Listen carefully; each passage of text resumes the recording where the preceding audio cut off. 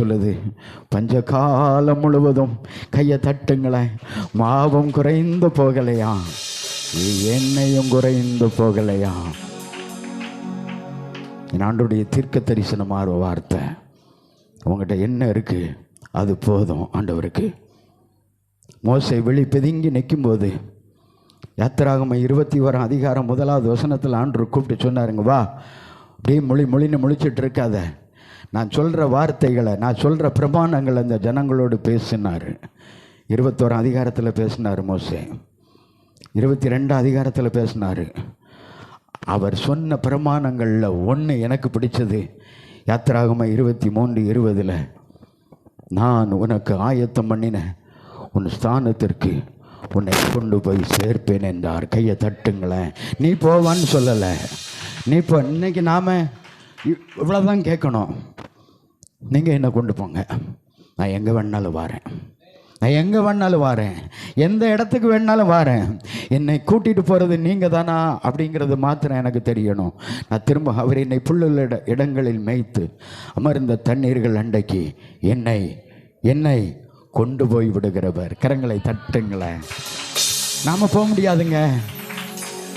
நான் போகணுன்னு நினச்சாலும் என் பக்கத்தில் இருக்க விட மாட்டான். என்னைய நீங்கள் போகணுன்னு நினச்சாலும் உங்கள் பக்கத்தில் விடாது. எங்கே போகிறா அப்படி தானே? யோசேப்பை ஆதியாகமம் 37:20 சொன்னாங்க, அண்ணன் தம்பி மாறலாம், வாடா பார்க்கலாம். ஏண்டா 7வது வசனத்தில் ஒரு தரிசனம், 9வது ஒரு வசனத்தில் ஒரு தரிசனம். 7ல் கர்த்தர் என்ன உயர்த்தி காட்டினார், 9ஆம் வசனத்தில் உங்களை உயர்த்தி காட்டினாருன்னா நாங்கள் ஓகேன்னு இருப்பேன். ராஸ்கல் 7லையும் யாருக்கிட்ட தான் நட்டமாக நிற்கிங்க. 9ல் சொல்லும்போது 11 நட்சத்திரமும் என்ன தான் வணங்கிட்டுங்க.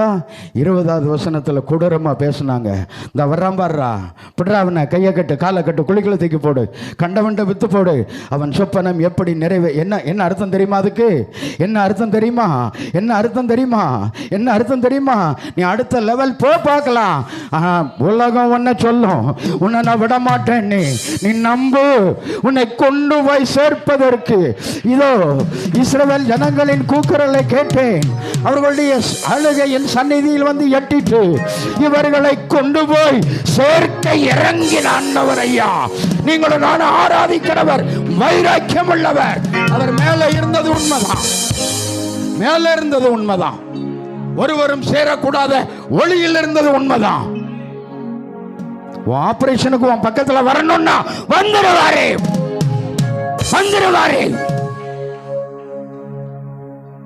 நம்மளை மாதிரிலாம் நான் பயங்கரமான ஆளு, உட்காந்து கால் தான் ஆட்டிக்கிட்டு இருப்பேன்னு இருக்க மாட்டாரு. வேடிக்கை பார்க்கிறவர் அல்ல. நீ ஆளுக சத்தம் அவர் சந்நிதியில் எட்டதாங்க செய்யணும். அங்கே யாரும் அவருக்கு சொல்ல வேண்டியதில்லை. என் பைபிள் சொல்லுது, யாத்திராகமம் 3:8, டேய் அந்த பிள்ளைங்க கிட்ட சொல்லு, அவர்கள் கூக்குரல் என் சந்நிதியில் வந்து எட்டிட்டு பாலும் தேனும் ஓடுற தேசத்துக்கு போங்கன்னு சொல்லல, இவர்களை கொண்டு போய் சேர்ப்பேன் என்றார்.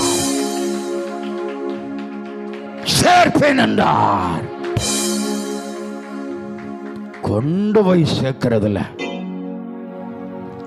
நம்மளை விட்ட வேற ஆளே இல்லைங்க. ஆமா, கொண்டு போய் சேர்க்கிறதுல எந்த உயரத்துக்கும் போவாரு. எங்க எலியா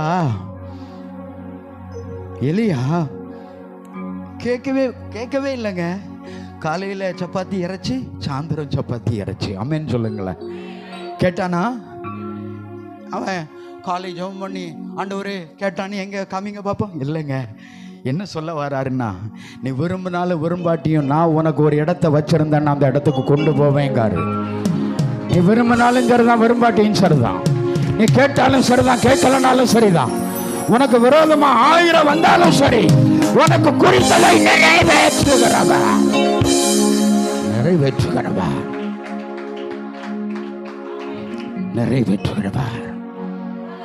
எந்த உயரமும் போவார், எந்த அளவும் போவார். தாவீது உட்கார்ந்ததுக்கு சவுல் இடையூறு என்றால் கொல்லுவதற்கு தயங்காதவர். Yes, that is my Jesus. தாவீது அமர்வதற்கு சவுல் இடையூறு என்றால் கொல்ல தயங்காதவர்.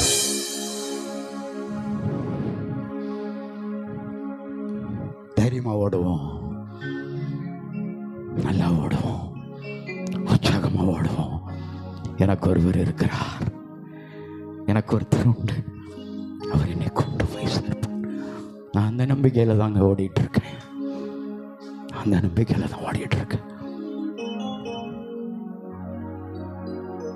இந்த மாத மருத்துவ பரிசோதனை கூட எனக்கு பாசிட்டிவாக வரல, நெகட்டிவாக தான் வந்திருக்கு, நெகட்டிவாக தான் வந்திருக்கு.